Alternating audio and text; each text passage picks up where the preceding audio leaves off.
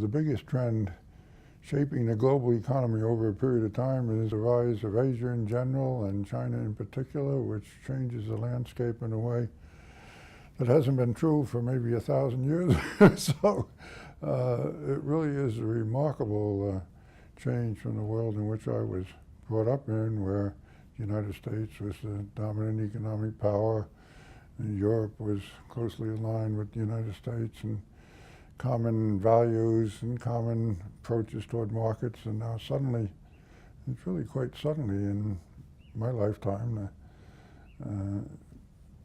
China in particular has gone from my first visit in early 1980, a very rather primitive economy, to a world's leading economy with a lot of people behind it and a lot of potential yet to come.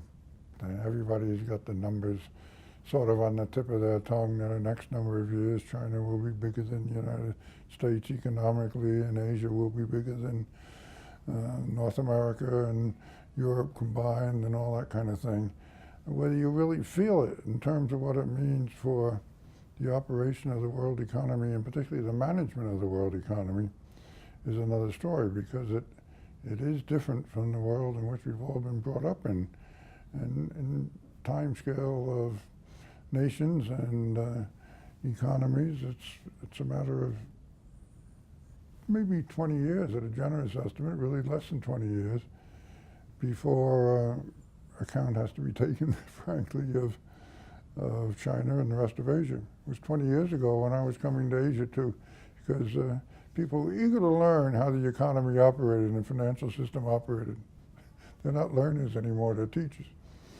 The global economy has been made more complex, and because of the freedom of movement of people, of trade, and particularly of finance. The flexibility, the volatility, with or without the rise of Asia and China, has made it more complex. And then to add another, in effect, governing uncertainty to that, how will the East get along with the West when they're more equal, is what we are facing in the world today, in a very turbulent, difficult time. We're going to see what happens when the leadership is not very clear. Europe is suffering. Europe is in turmoil. The United States has very difficult problems of ideological and economic differences. And now along comes Asia, and how do we get this all together with some kind of coherent approach toward financial affairs for financial reconstruction, for banking reconstructing, for the monetary system, holding the trading area together. It's all quite a challenge.